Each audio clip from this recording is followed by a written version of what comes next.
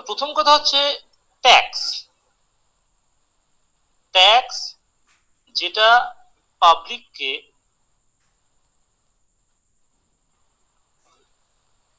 Compulsorily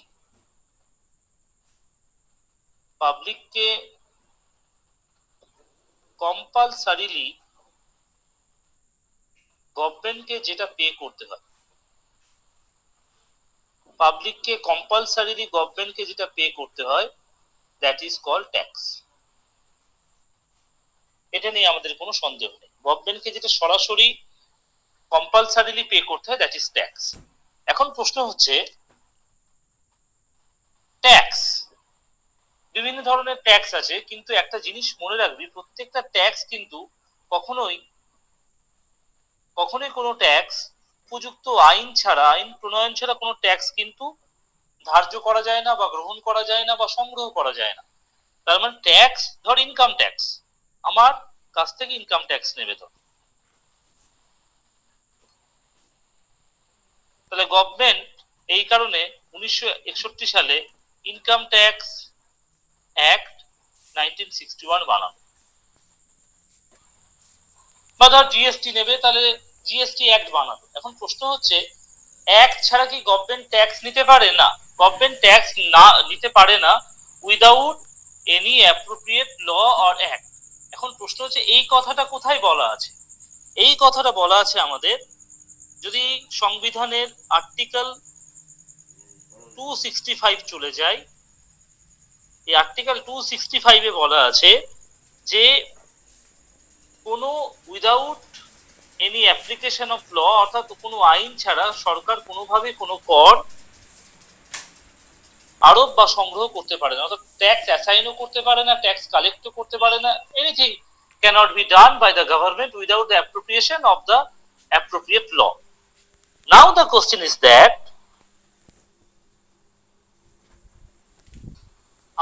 আমরা যদি সংবিধানের 7th শিডিউলে চলে যাই,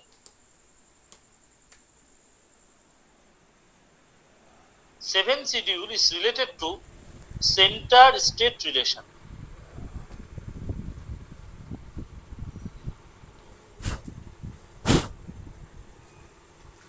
সেন্টার স্টেট তিন ধরনের রিলেশন থাকে, একটা হচ্ছে লেজিসলেটিভ, একটা অ্যাডমিনিস্ট্রেটিভ, একটা হচ্ছে ফাইন্যান্সিয়াল রিলেশন। এই ফাইন্যান্সিয়াল রিলেশনটাই হচ্ছে আমাদের ট্যাক্সের মুদ্রা কথা।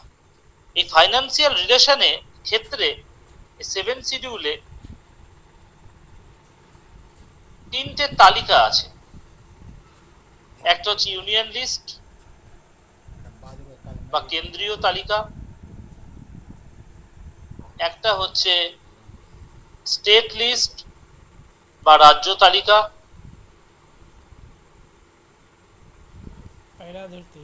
আরেকটা হচ্ছে যুগ্ম তালিকা বা কনকারেন্ট লিস্ট।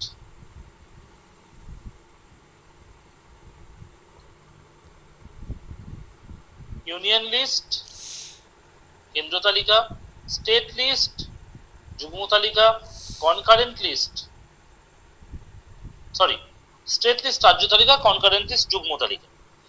এবার এই ইউনিয়ন লিস্ট তোরা আজকে বাড়িতে পলিটির বইটা খুললেই তোরা দেখতে পাবি যে কোথায় কোন করের কি কি বলা আছে, সেটা দেখতে পাবো। এখন প্রশ্ন হচ্ছে কোন তালিকায় কোন কোন করের কথা বা কোন কোন ট্যাক্সের কথা বলা আছে, এটা ছোট্ট করে প্রথমে বলুন। তাহলে প্রথমে ইউনিয়ন লিস্টে চলে আসে। ইউনিয়ন লিস্টে প্রথমে বলা আছে income tax. Income tax except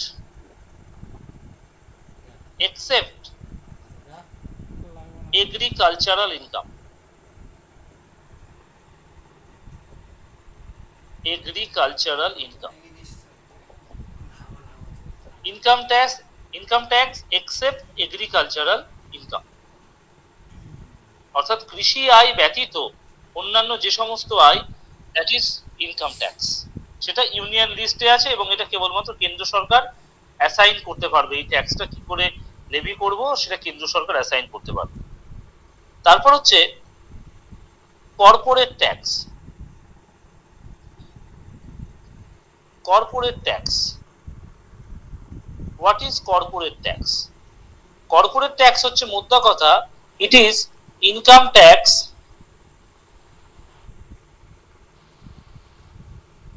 of company.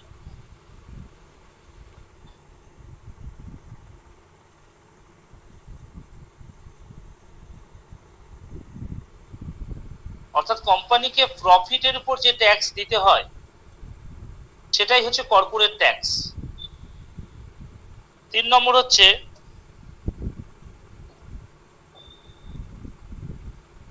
State duty. State duty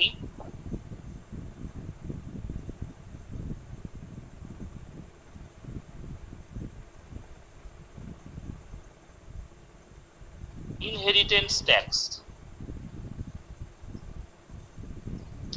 state duty and inheritance tax।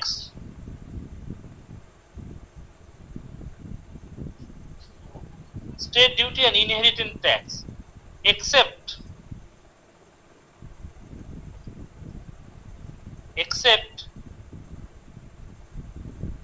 agricultural land। অর্থাৎ উত্তরাধিকার সূত্রে আমি একটা কৃষি জমি পেলাম, তারপর আমার কোনো ট্যাক্স লাগবে না, বাট উত্তরাধিকার সূত্রে আমি একটা ফ্ল্যাট পেলাম বা কোনো একটা ওয়েলথ পেলাম, তারপর আমার ট্যাক্স লাগবে।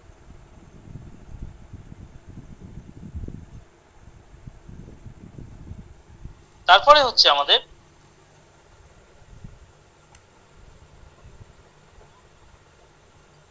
Taxes on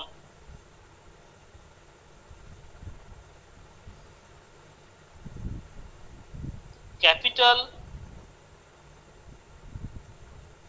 value of assets। taxes on capital value of assets। তারপর হচ্ছে custom duty and export import duty।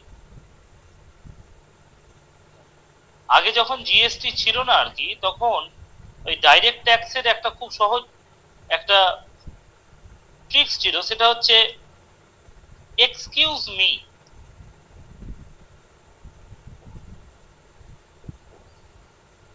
Central excise R custom, এটা ছিল ডাইরেক্ট ট্যাক্স। কাস্টম ডিউটি হচ্ছে ইনডাইরেক্ট ট্যাক্স। এক্সাইজ বা কাস্টম এগুলো ইনডাইরেক্ট ট্যাক্স, এগুলো হচ্ছে central গভর্নমেন্টের ইনডাইরেক্ট ট্যাক্স। আমরা এখন ইউনিয়ন গভর্নমেন্টের ট্যাক্স পড়ছি, এবং এই ট্যাক্সে কিন্তু আমরা এখন ভাগ করিনি কোনটা ডাইরেক্ট কোনটা ইনডাইরেক্ট, এটা পরে ভাগ করবো আমরা। ইউনিয়ন গভর্নমেন্টে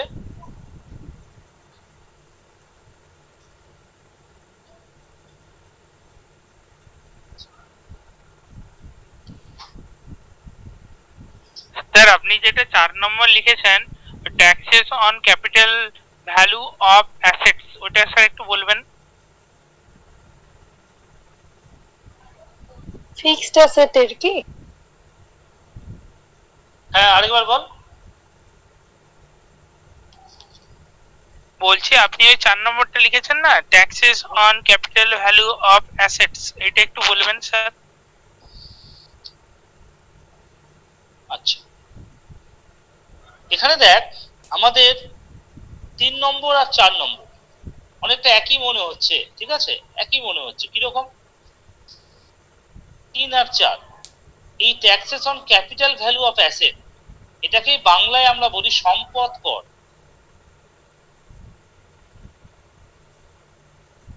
অর্থাৎ ইওর ফ্ল্যাট অর তোর যে জিনিসটার ক্যাপিটাল ভ্যালু আছে, ধর তোর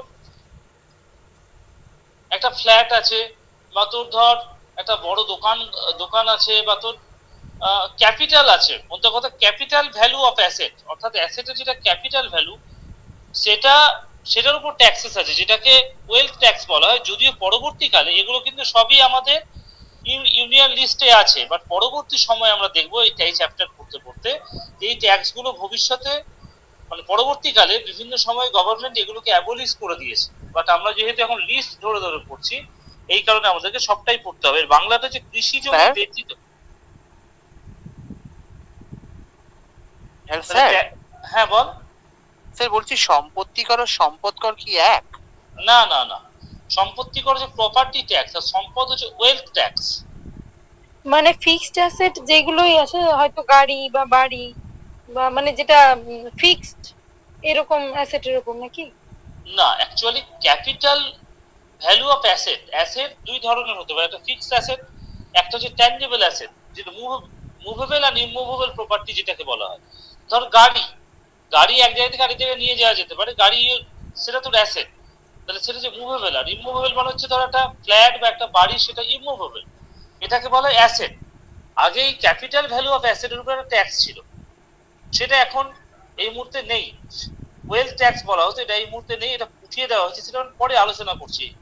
আমরা এখন একটু ব্রিফলি আলোচনা করে নিই। তাহলে 5 নম্বর হচ্ছে custom duty and export import duty. 6 নম্বরে হচ্ছে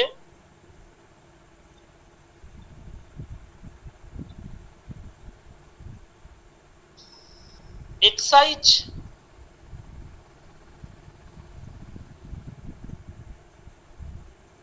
duty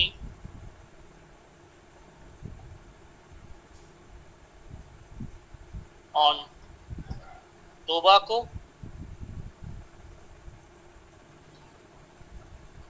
and other goods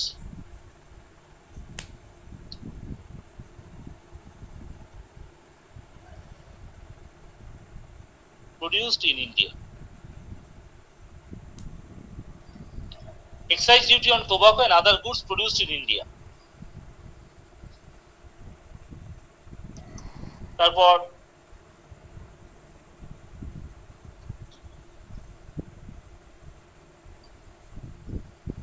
terminal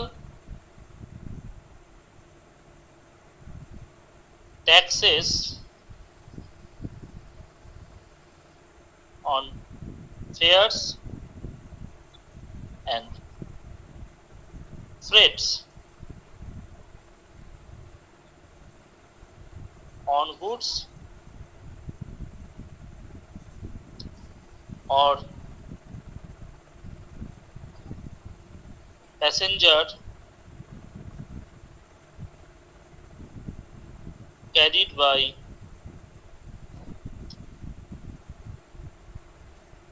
railway, sea or air. 8 নম্বর হচ্ছে taxes on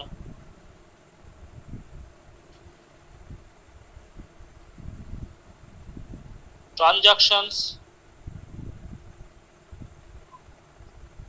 of security. 9 নম্বর হচ্ছে central goods and service tax.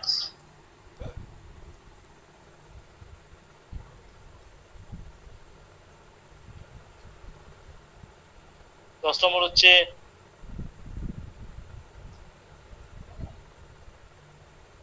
taxes on sale and purchase of newspapers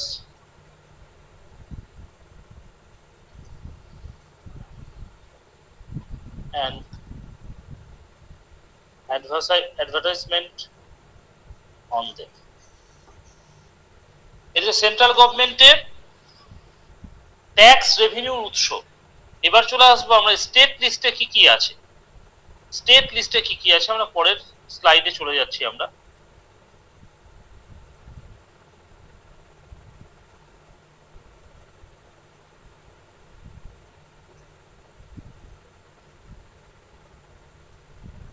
state list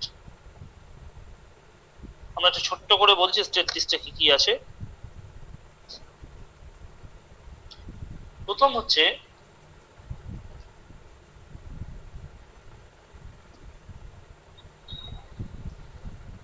agricultural income tax, অর্থাৎ কৃষি থেকে যদি কারো আয় হয় সেক্ষেত্রে সেই ট্যাক্সটা ইম্পোজ বা কালেক্ট করবে state government, that is agricultural income tax.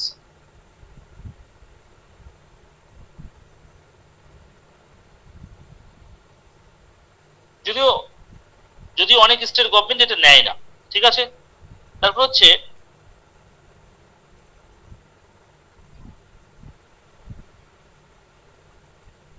Land revenue and taxes on land and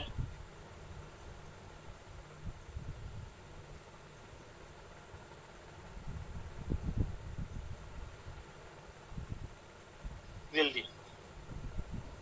3 নম্বর হচ্ছে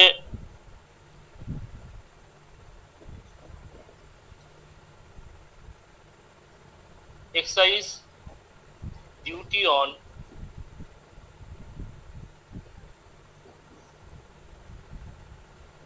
অ্যালকোহল বা লিকার, যেটা পান করা যায়।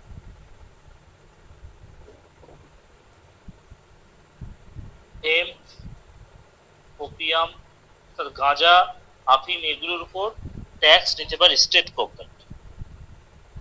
এটা হচ্ছে প্রফেশন ট্যাক্স।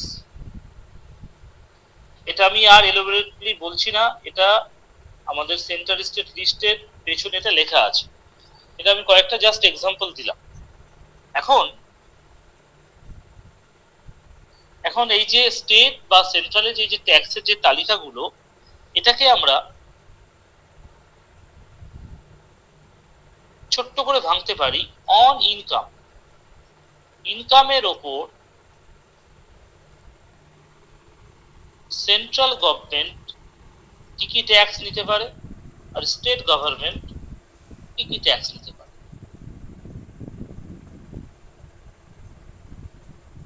সেন্ট্রাল গভর্নমেন্ট ইনকামের উপর নিতে পারে ইনকাম ট্যাক্স।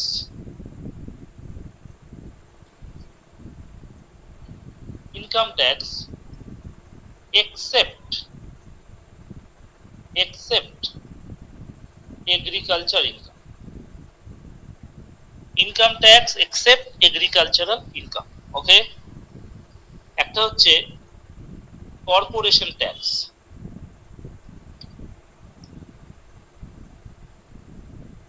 আরেকটা হচ্ছে minimum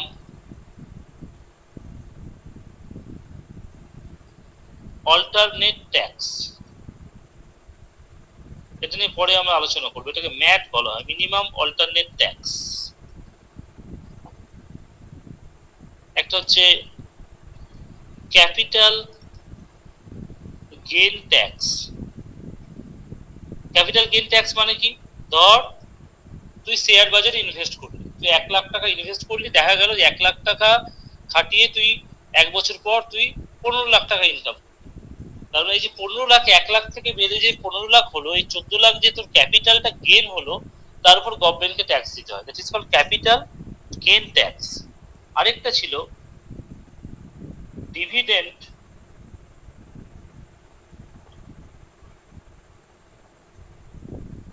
distribution tax. Dividend distribution tax এটা ছিল ইনকামের উপর। এখন স্টেট গভর্নমেন্টের ইনকামের উপর যে ট্যাক্স গুলো ছিল, একটা ছিল এগ্রিকালচারাল ইনকাম ট্যাক্স, আর একটা হচ্ছে প্রফেশন ট্যাক্স। এই প্রফেশন ট্যাক্সের সংবিধান একটা সিলিং বেঁধে দিয়েছে, যেটা ম্যাক্সিমাম এর লিমিট হচ্ছে 2500 টাকা। তাহলে অন ইনকামের উপর কি দেখলাম, income tax, corporation tax, minimum alternate tax, capital gain tax and dividend distribution tax. These 5, 1 2 3 4 5 এটা হচ্ছে সেন্ট্রাল গভর্নমেন্টের, স্টেট গভর্নমেন্ট হচ্ছে দুটো, এগ্রিকালচারাল ইনকাম ট্যাক্স আর প্রফেশন ট্যাক্স। ইনকামের পরে যে ট্যাক্সটা আছে সেটা হচ্ছে ভাঙতে পারি আমরা on assets and transaction.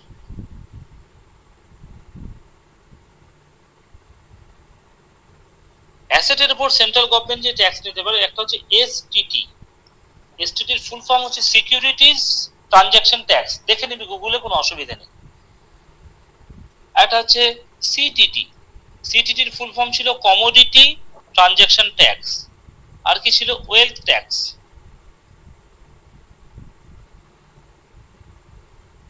Banking cash transaction tax. Banking cash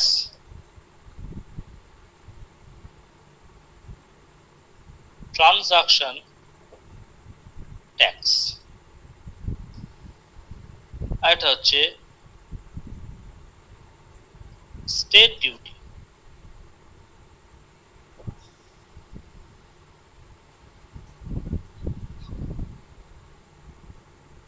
এখন ওয়েলথ ট্যাক্সও নেই, ব্যাংকিং ক্যাশ ট্রানজাকশন ট্যাক্সও নেই, স্টেট ডিউটিও নেই, তিনটাই নেই।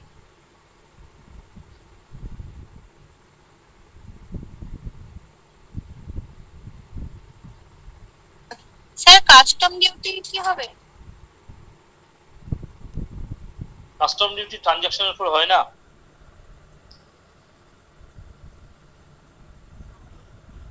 অ্যাসেট বা ট্রানজাকশনের উপর হয় না custom duty. Next, state government হচ্ছে land revenue.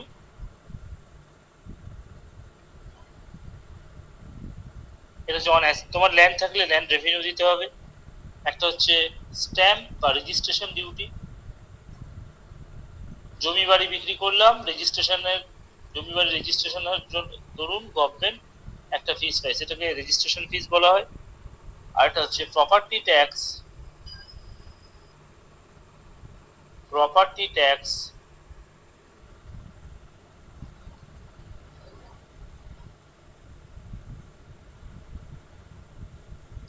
In urban area. তাহলে একটা কি দেখলাম? ল্যান্ড রেভিনিউ, স্ট্যাম্প আর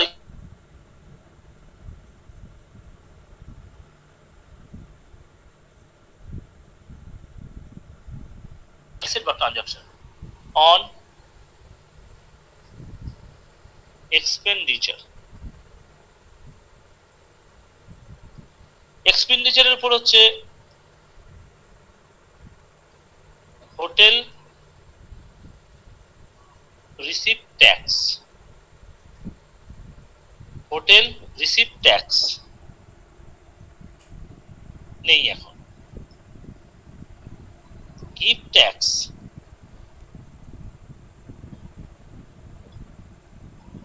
একটা হচ্ছে ফ্রিঞ্জ বেনিফিট ট্যাক্স। এগুলো পরে আমি প্রত্যেকটা আলোচনা করে দেবো, কোনো অসুবিধা নেই।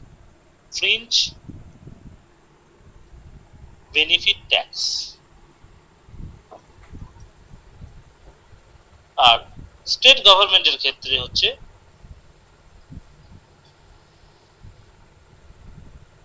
Road tax. তাহলে পুরো ট্যাক্স রেভিনিউকে আমরা দুটো ভাগে ভাগ করলাম, একটা হচ্ছে অন ইনকাম, একটা হচ্ছে অন অ্যাসেট বা ট্রানজাকশন, একটা হচ্ছে অন এক্সপেন্ডিচার। অন এক্সপেন্ডিচার, ঠিক আছে? তাহলে আমরা যে কোশ্চেন গুলো পড়লাম, এখান থেকে একটা কোশ্চেন পড়াই যায়, যেটা 2013-তে এসেছিল ইউপিএসসি সিডিএস পরীক্ষাতে এসেছিল। কোশ্চেনটা এরকম: corporation tax, corporation tax is imposed. Corporation tax is imposed by union government. Central government. Central government. Union বা central government. Very good.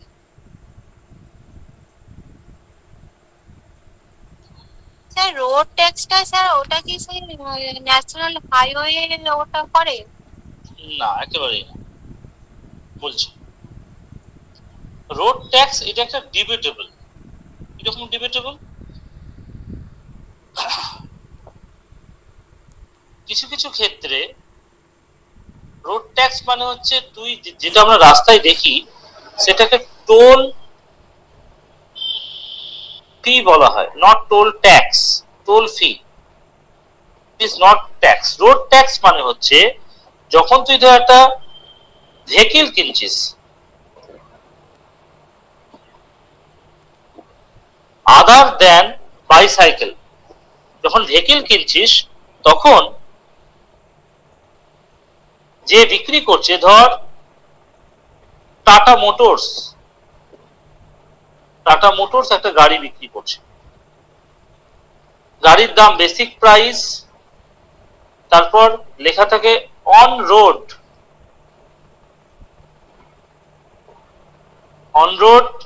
তার মানে এর সঙ্গে রোড ট্যাক্স অ্যাড হয়ে যায়। তাহলে এই ট্যাক্সটা কে অ্যাড করে? এই ট্যাক্সটা কালেক্ট কে করে? এই ট্যাক্সটা কালেক্ট করে যে বিক্রি করছে, সেলার কালেক্ট করে এটা গভর্নমেন্টকে পে করে, অনেকটা জিএসটির মতো। এটাকে রোড ট্যাক্স বলা হয় এবং এটা হচ্ছে স্টেট গভর্নমেন্টের রেভিনিউ। তাহলে এটা দেখ ওয়ান কাইন্ড অফ এক্সপেন্ডিচার, অর্থাৎ খরচ করার উপর আমি ট্যাক্স পাচ্ছি এবং স্টেট গভর্নমেন্ট পাচ্ছে। এটা হচ্ছে সম্পূর্ণ এন্টায়ারলি স্টেট গভর্নমেন্ট পাচ্ছে। এটা হচ্ছে রোড ট্যাক্স। আর যেটা রাস্তায় সেটা হচ্ছে টোল ফি। টোলের গল্পটা হচ্ছে টোল সাধারণত ন্যাশনাল হাইওয়ে গুলোতে থাকে, স্টেট হাইওয়েতে থাকে না। স্টেট হাইওয়ে বানায় স্টেট গভর্নমেন্টের পিডব্লিউডি ডিপার্টমেন্ট, আর ন্যাশনাল হাইওয়ে বানায় national highway authority of India. এবার তারা করে কি, তারা একটা সার্টেন কিলোমিটার পর্যন্ত কোন একটা কোম্পানিকে টেন্ডার দিয়ে দেয়। এনএইচ এর কাছে অত টাকা নেই গভর্নমেন্টের কাছে, তাহলে টেন্ডার দিয়ে দিল এবং সেই কোম্পানি এনএইচ এআই এর তত্ত্বাবধানে এতটুকু রাস্তা বানানো, এবং তার সাথে গভর্নমেন্টের কন্ট্যাক্ট হয়ে গেলে যে রাস্তাটা বানালো তার খরচটা সে থ্রু টোল তুলে নেবে। থ্রু টোল সে রাস্তার খরচ। যেমন স্যার আমাদের হচ্ছে ডানকুনি খড়গপুর আছে অশোকা টোলওয়েজ লিমিটেড, আর আমাদের হ্যাঁ ডেবরা, ধুলাগড়, কলকাতা এই ট্যাক্স গুলো ওরাই নেয়। অশোকা ধানকুনি নেয়, ওটা বড় ফাইল আমাদের। আমি যখন মেদিনীপুরে ছিলাম তার অডিট আমি করেছিলাম, অশোকা ধানকুনি। হ্যাঁ, তো এটা প্রত্যেক জায়গায় বিভিন্ন কোম্পানিকে একটা নির্দিষ্ট করা থাকে, অশোকা ধানকুনি বা বিভিন্ন কোম্পানি। তো তারাই কালেক্ট করবে এবং তারাই গভর্নমেন্টকে এবং সেই টোলটা কিন্তু তারাই পাবে। টোলটা কিন্তু গভর্নমেন্ট পাবে না। টোলটা হচ্ছে তাদের যে রাস্তা তৈরি করার জন্য যে খরচাটা হয়েছে সেটা গভর্নমেন্টের সঙ্গে এরকমই চুক্তি থাকে যে আমি এত দিনের জন্য টোলটা কালেক্ট করব। এনিওয়ে, এখন আমরা মোটামুটি ডাইরেক্ট ট্যাক্স এর ভাগটা ইত্যাদি ইত্যাদি পড়লাম আমরা, ঠিক আছে। এবার এই ডাইরেক্ট এবং ইনডাইরেক্ট ট্যাক্স এর কিছু মেরিট আর ডিমেরিট আমরা পড়ব। ডাইরেক্ট ট্যাক্স এবং ইনডাইরেক্ট ট্যাক্সের মেরিট এবং ডিমেরিট আমরা পড়ব। কিরকম মেরিট এবং ডিমেরিট?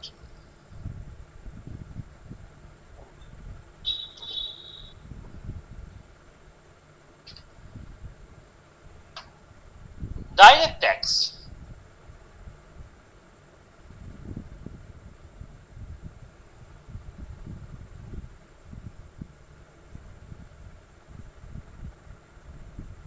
Indirect tax.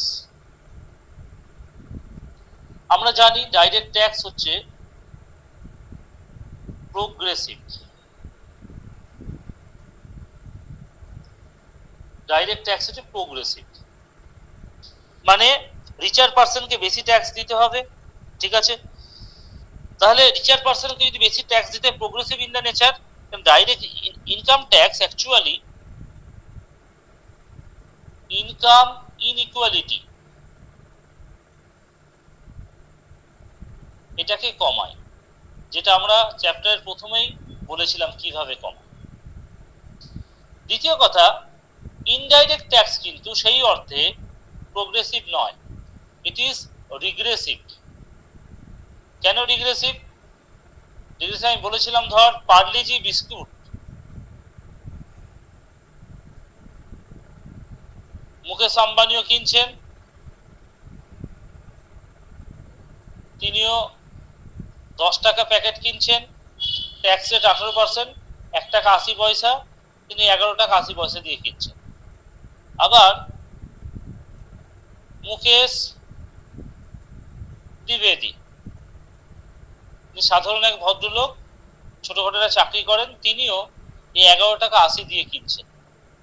ইনার আয়ের তুলনায় তার ব্যয়টা অনেকটাই বেশি, কিন্তু মুকেশ আম্বানির কিন্তু তার আয়ের তুলনায় ব্যয়টা অনেকটাই কম। তাহলে ইনডাইরেক্ট ট্যাক্স কিন্তু অ্যাকচুয়ালি সায়েন্টিফিক বা প্রোগ্রেসিভ নয়। দ্বিতীয় কথা, এখানে পিঞ্চ অফ দ্য ট্যাক্স বা হিট অফ দ্য ট্যাক্স যাই বলি না কেন, that can be felt by the taxpayer himself, নিজেই বুঝতে পারে। বাট ইনডাইরেক্ট ট্যাক্সে আমরা কি বলেছিলাম? ইনডাইরেক্ট ট্যাক্সে বার্ডেন অফ ট্যাক্স বা tax burden can be shifted, একজনের ঘাট থেকে অন্যজনের ঘাড়ে ইজিলি এটা শিফট করা যায়। Burden of tax can be shifted. Next যে পয়েন্টটা এবার ধরবো সেটা হচ্ছে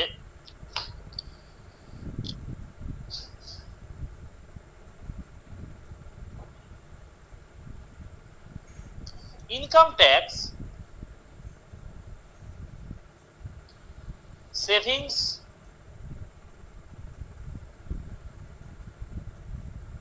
আর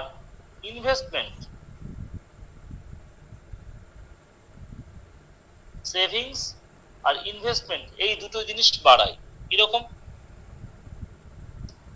কেন যখন ইনকাম ট্যাক্স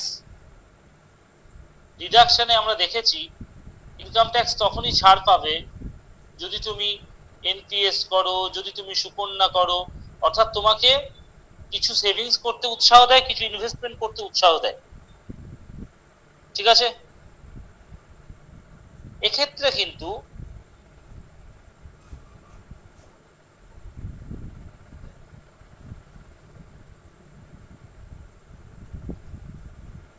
এই ট্যাক্সের যেটা এক্সটার্নালিটি বা বহিরাগত প্রভাবটা কাউন্ট করা হয় না। কিরকম?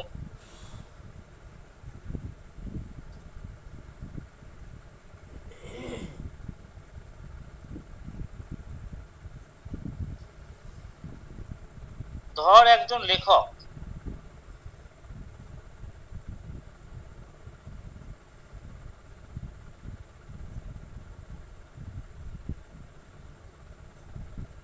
সরি আমার হেডিংটা ভুল হয়ে গেছে, হেডিংটা একটু ঠিক করে নিই।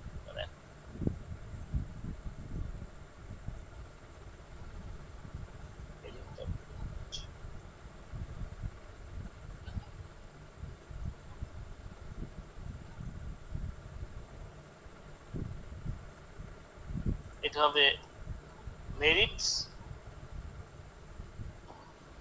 এটা হবে ডিমেরিটস।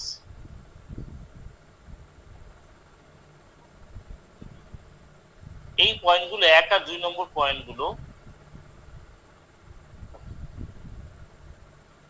আমি গোল করে দিচ্ছি। এটা ডিমেরিটসে পড়বে না, এটা যখন আমরা ইনডাইরেক্ট ট্যাক্স পড়বো তখন এখানে অ্যাড করে দেবো। এই দুটো ইনডাইরেক্ট ট্যাক্সের পয়েন্ট। আমরা মেরিট আর ডিমেরিট আলোচনা করছি। ডিমেরিট গুলো কিরকম? ধর আচ্ছা মেরিট গুলো আলোচনা করিনি। 3 নম্বরে যে সেভিংস বাড়বে, ইনভেস্টমেন্ট বাড়বে যদি ইনকাম ট্যাক্স বাড়ানো হয়। 4 নম্বর পয়েন্ট হচ্ছে এলাস্টিসিটি। কিরকম এলাস্টিসিটি? ইলাস্টিক বা স্প্রিং কি ছোট করলে ছোট হয়, বড় করলে বড় হয়। ঠিক একই ভাবে যদি ইনকাম বাড়ে, কারো ইনকাম বাড়ে, তাহলে গভর্নমেন্টের কি বাড়বে? Tax revenue, income tax revenue বাড়বে। আর যদি ইনকাম কমে তাহলে গভর্নমেন্টের ট্যাক্স রেভিনিউ কমবে। ঠিক আছে?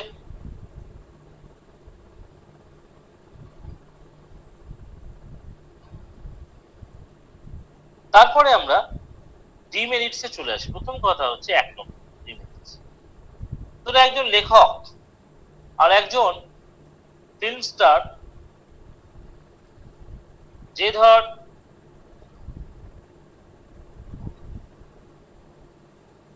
গোলক গাথা কেসরি না কি একটা আছে না,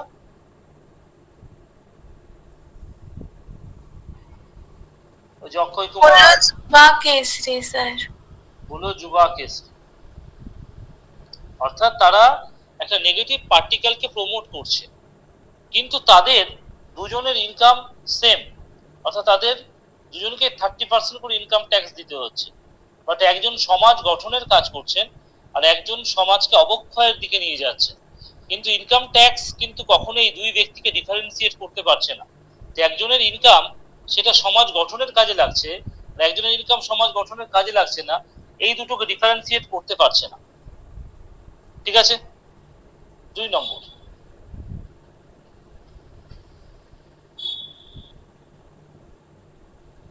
হার্ডশিপ not counted,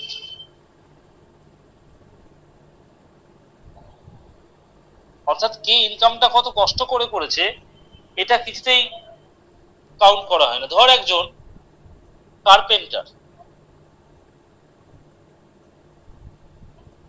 এ কষ্ট করে টাকা ইনকাম করছে, এই ইনকামের উপর 5% ট্যাক্স দিচ্ছ তুমি। আর একজন হচ্ছে স্লিপিং ল্যান্ডলর্ড, যে বাড়িওয়ালা ঘুমিয়ে ঘুমিয়ে দিন কাটায়, তারও ইনকামের উপর 5% ট্যাক্স নেওয়া হচ্ছে। অর্থাৎ ইনকাম ট্যাক্সে কিন্তু হার্ডশিপ কখনোই বোঝা যায় না যে কে ইনকামটা কষ্ট করে করছে আর কে ইজি মানি আর্ন করছে।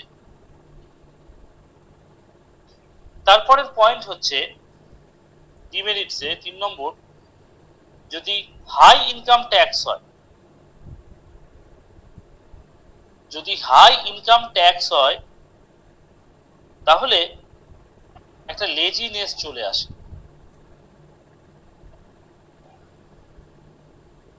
এরকম laziness, high income tax laziness হচ্ছে যে ইনভেস্টমেন্ট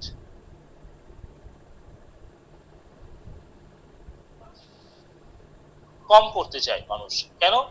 অর্থাৎ একটা সার্টেন লিমিট পর্যন্ত, ধর আমার ইনকাম হচ্ছে 100 টাকা, ট্যাক্স হচ্ছে ধর 15%, মানে 15 টাকা, তাহলে 15 টাকা যাতে না দিতে হয় তখন আমি নিশ্চয়ই ইনভেস্টমেন্ট করব। কিন্তু ইনকাম 100 টাকা, ট্যাক্স রেট 45%, আমি ইনভেস্টমেন্ট করে কত পার্সেন্ট বাঁচাবো? বাঁচাতে পারবো না। তো ওই জন্য কি করব, আমি ইনভেস্টমেন্টও করব না আর আমি ট্যাক্স ইভেট করব। আমি দেখাবোই না যে আমার 100 টাকা ইনকাম।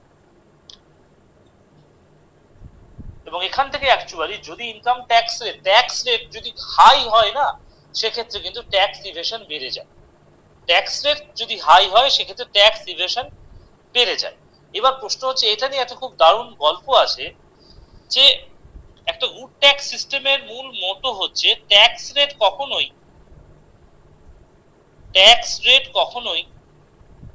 বেশি হবে, হাই হবে না।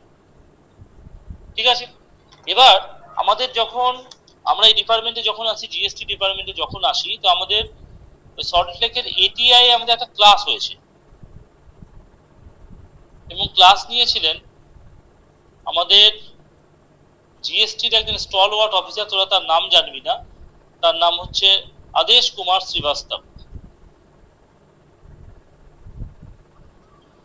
এবার তিনি জিএসটি নিয়ে সবকিছু বুঝলেন, বললেন ইত্যাদি ইত্যাদি। জিএসটির মিনিমাম হচ্ছে 0%, 5%, 12%, 18% and 28%। তখন আমি স্যারকে প্রশ্ন করলাম যে স্যার, যে আমরা যে গুড ট্যাক্স সিস্টেম পড়ি, সেই গুড ট্যাক্স সিস্টেমের মূল মটো হচ্ছে ট্যাক্স রেট খুব হাই হবে না, তাহলে খুব যদি হাই হয় তাহলে ট্যাক্স ইভেশন হবে। তাহলে আমাদের মোদ্দা কথা, আমি ট্যাক্স রেট হাই করে যদি ট্যাক্স ইভেশন হয়, অর্থাৎ কর পেলামই না, তাহলে সেক্ষেত্রে আমার তো উদ্দেশ্য সফল হবে না। তাহলে জিএসটির ক্ষেত্রে হাই ট্যাক্স রেট কেন 28% করে রাখা আছে? আমার কোশ্চেনটা তোরা বুঝতে পারছিস তো? আমি বলতে চাইছি যে ট্যাক্স রেট হাই করলে ট্যাক্স কালেকশন কম হবে, তাহলে জিএসটির ক্ষেত্রে 28% কেন করা হয়েছে? Very good question. 28% এই কারণে করা হয়েছে, 28% করা আছে কেবলমাত্র সিমেন্ট। স্যার ওইটা তো একদম মানে যে ড্রাগ মানে বিড়ি সিগারেট তামাক যেগুলো হচ্ছে মানে সমাজের ক্ষতি করবে সেই জিনিসগুলোতে করা 28%। ধর 28% হচ্ছে সিমেন্টের ক্ষেত্রে, বেসিক্যালি 28% আছে, বা যেগুলো নেগেটিভ আর্টিকেল সেগুলোতে ট্যাক্স রেটগুলোতে সেস আছে, বিড়ি সিগারেট ইত্যাদিতে সেস আছে, ট্যাক্স নেই, ওটা cess. Cess is also one kind of tax, cess বা সাবচার্জ সেটাও ওয়ান কাইন্ড অফ ট্যাক্স, সেটা নিয়ে পরে আমরা আসবো। কেন করা আছে? তখন তিনি বলেছিলেন আমরা 28% বিশেষ করে যেগুলো নেশাজাত সামগ্রী সেগুলোর উপর 28% বা হাই রেট করা আছে, আর করা আছে সিমেন্টের উপর। সিমেন্টের উপর এই কারণে করা আছে যে রিয়েল এস্টেট,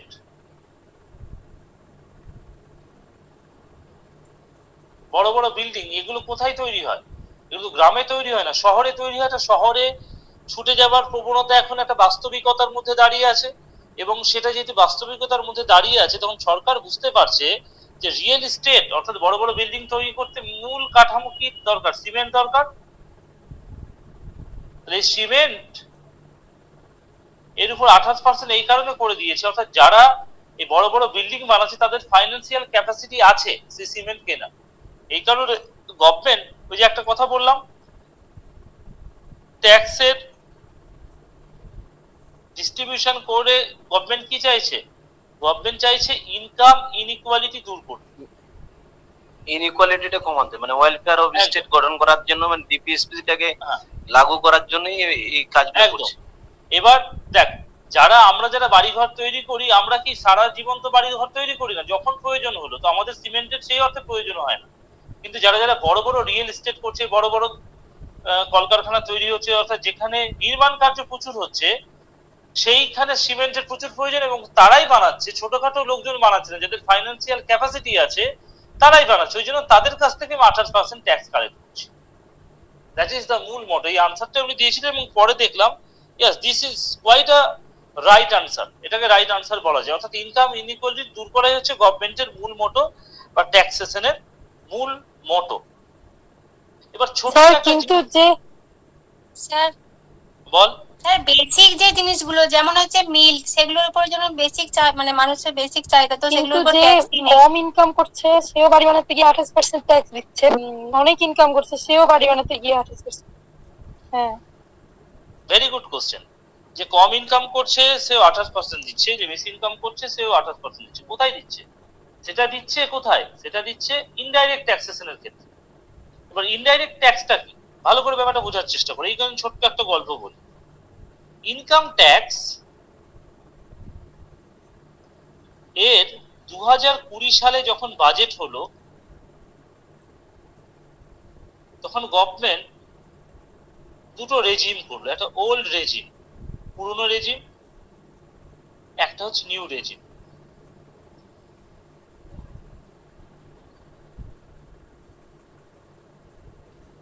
ইনডাইরেক্ট ট্যাক্সকে কেন ইনইকুয়াল করা যাবে না ইনকাম ট্যাক্সের মতো? তার কারণ হচ্ছে, সহজ কথা, তুই ভাব, তুই বাজার গেলি বাজার করতে, মাছওয়ালাটা কিন্তু তোর কাছেও যা দাম নেবে, একজন বড় ডাক্তার যার ইনকাম কয়েক লক্ষাধিক টাকা তার কাছে একই নেবে। কেন?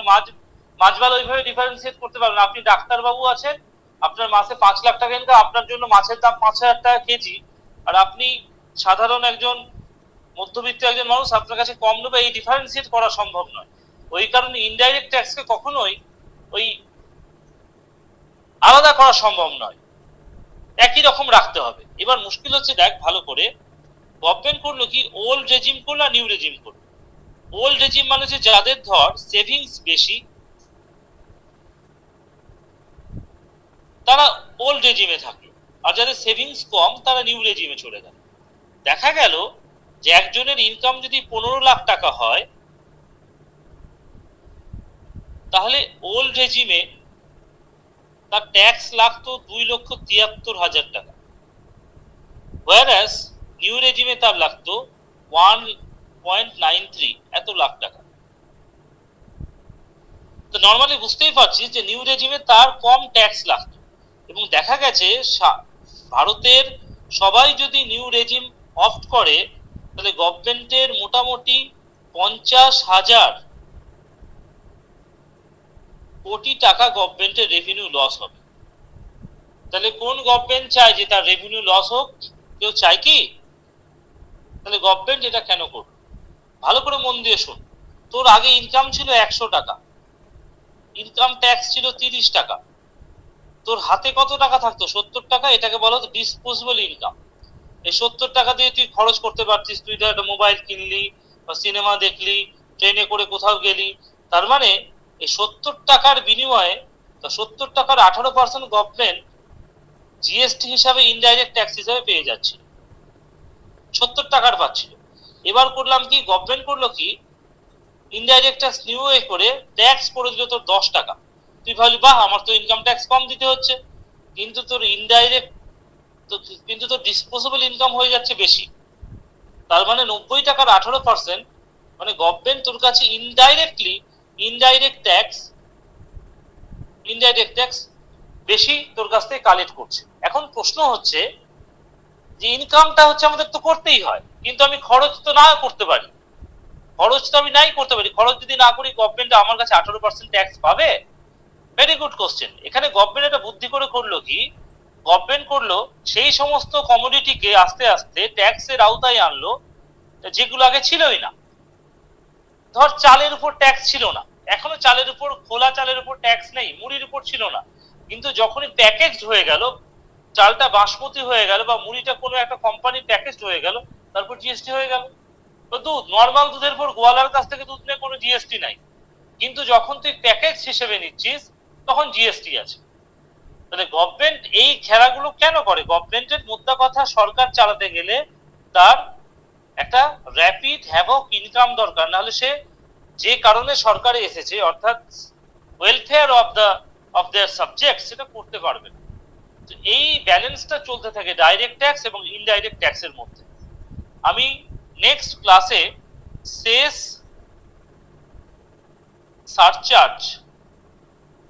সারচার্জের তফাৎ বোঝাবো এবং বিভিন্ন ধরনের direct tax, income tax, company tax, corporation tax, MAT, minimum alternate tax, এটা আমি ধরে ধরে আলোচনা করব। ঠিক আছে? ডাইরেক্ট ট্যাক্স শেষ হবে, তারপর ইনডাইরেক্ট ট্যাক্সের যে বিবর্তনটা, কি করে ইনডাইরেক্ট ট্যাক্স আজকের দিনে জিএসটি তে কি করে কনভার্ট হলো, সেই জায়গাটা আমরা আলোচনা করব। কারো কোনো প্রশ্ন থাকলে করতে পারিস। আগামীকাল ক্লাস হওয়াটা একটু আনসার্টেনটি আছে। কালকে আমাদের একটা বাইরে রেডের প্রোগ্রাম আছে, যদি আমি ঠিক সময়ে বাড়ি ফিরতে পারি তাহলে ক্লাস নেব, না হলে একটু দেরি হতে পারে। কালকে আমরা পলিটির ক্লাস নেব। আর একটা জিনিস বলে দিই, সবাই আছিস, রিমাইন্ড করিয়ে দিই, কালকে মর্নিং এ 8টার সময় আমি বলে দিয়েছি নিউ ব্যাচ, ডেস্টিনি ব্যাচ এবং অন্যান্য ব্যাচে যদি কেউ আসতে চাস আসতে পারিস। আমরা ইংলিশ এবং কারেন্ট অ্যাফেয়ার্স এর ক্লাস আমরা করব। কারো কোনো কোশ্চেন থাকলে আমাকে জিজ্ঞেস করতে পারিস। স্যার? হ্যাঁ বলো। স্যার বলছি, স্যার কেউ যদি কোনো লাইফ ইন্স্যুরেন্স করায় সেটার উপর তো অনেক ক্ষেত্রে ট্যাক্স নেওয়া হয়, তো স্যার এই যে লাইফ ইন্স্যুরেন্সে ইনভেস্ট করছে এটা কোন ট্যাক্সের আওতায় পড়ছে? ওটা তো ইনকাম ট্যাক্সের মধ্যে আছে। ওটা না, বলি লাইফ ইন্স্যুরেন্স একটা স্লাইড,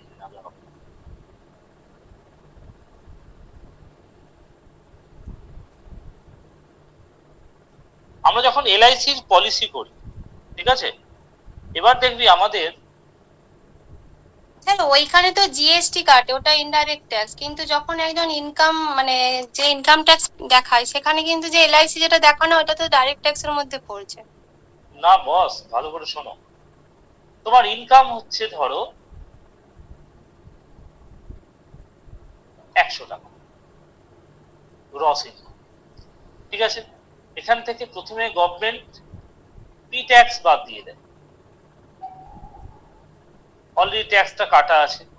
তারপর গভর্নমেন্ট বাদ দেয় পিএফ, এলআইসি, মেডিক্লেম, এইগুলো হচ্ছে গভর্নমেন্টের, এগুলো হচ্ছে ইনকাম ট্যাক্সের আন্ডারে ডিডাকশন, যেগুলো অ্যালাউয়েবল।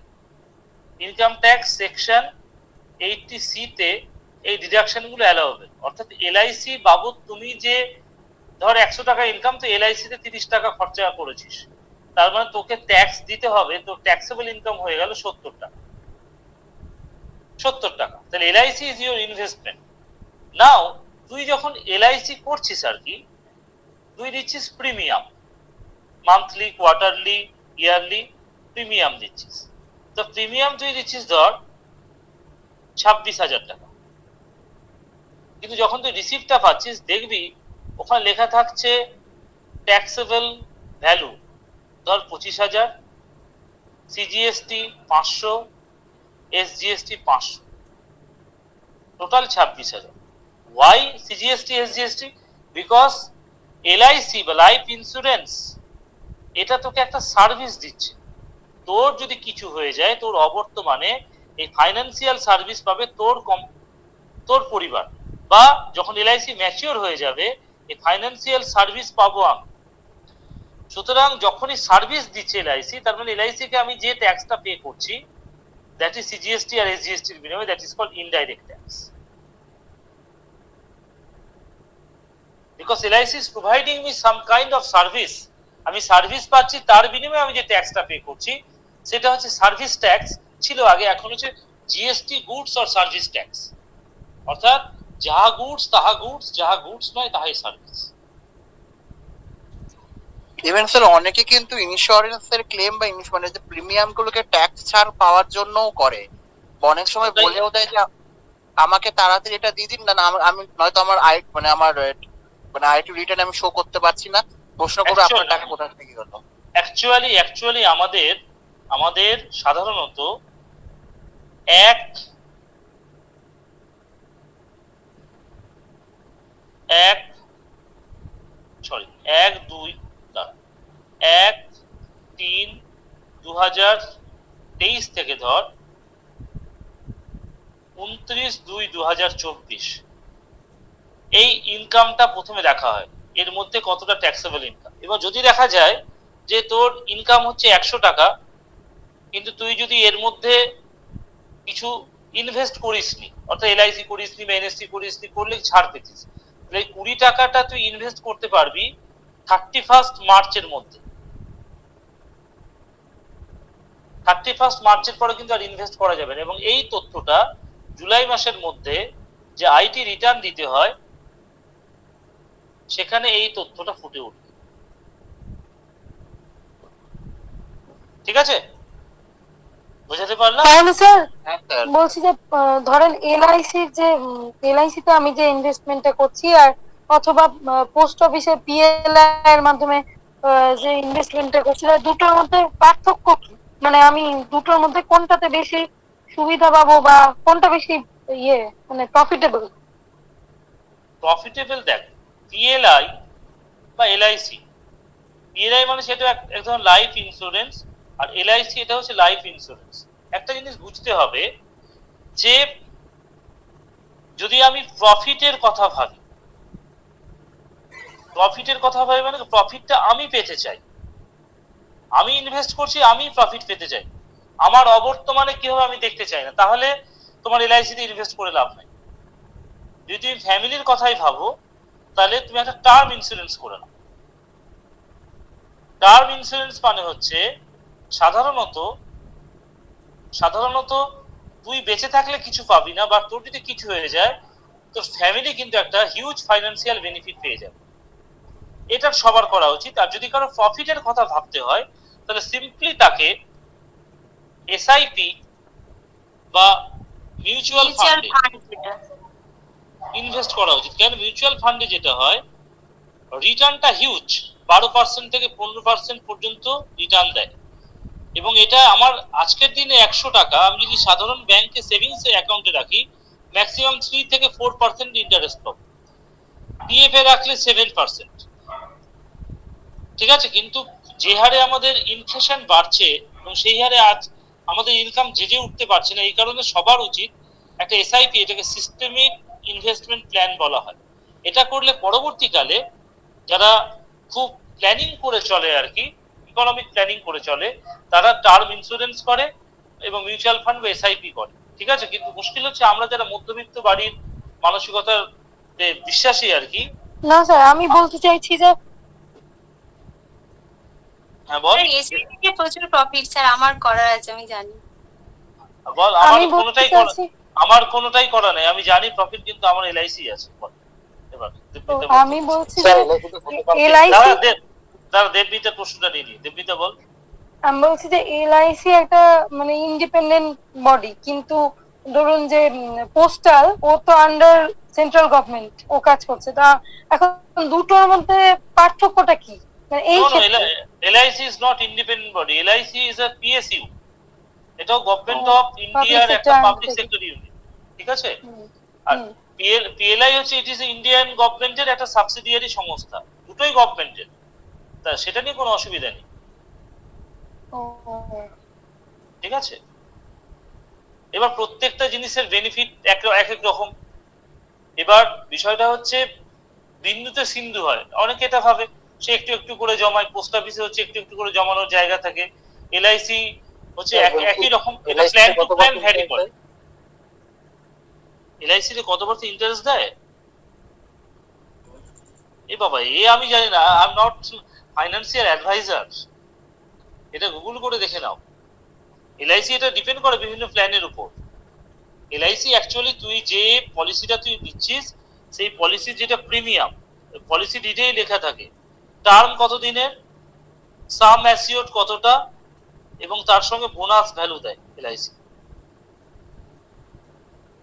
ঠিক আছে? এখন স্যার সবচেয়ে বড় কথা হচ্ছে মানে এলআইসি বা যে কোনো জায়গায় যেটা সবচেয়ে বেশি চলছে সেটা হচ্ছে পেনশন প্ল্যান। এখানে এখন প্রচুর ইনভেস্টমেন্ট হচ্ছে।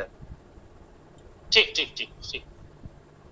মানে এনপিএস যেটা, এনপিএস টা ডিফারেন্ট ইস্যু, এনপিএস হচ্ছে ডিফারেন্ট ইস্যু।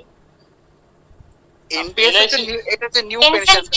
এলআইসি চলছে 15 বছর পর্যন্ত দিতে হবে, তারপর থেকে পুরো লাইফ টাইম সে প্রত্যেক বছর পাবে, যেটা ওটাই পেনশন স্কিম। এটা এলআইসি না, মানে এসবিআই লাইফ এর অনেক ইন্স্যুরেন্স কোম্পানিতে এটা চলছে এবং অনেক ইনভেস্ট করছে। এবং আমাদের যে প্রধানমন্ত্রী অটল বীমা যোজনা আছে, এগুলো তো ওয়ান কাইন্ড অফ মানে মানে ওগুলো তো ওই টাইপেরই আর কি। একদম একদম একদম একদম। ইন্স্যুরেন্স করে রাখা হচ্ছে এই কারণে আমি নিজেকে সিকিউর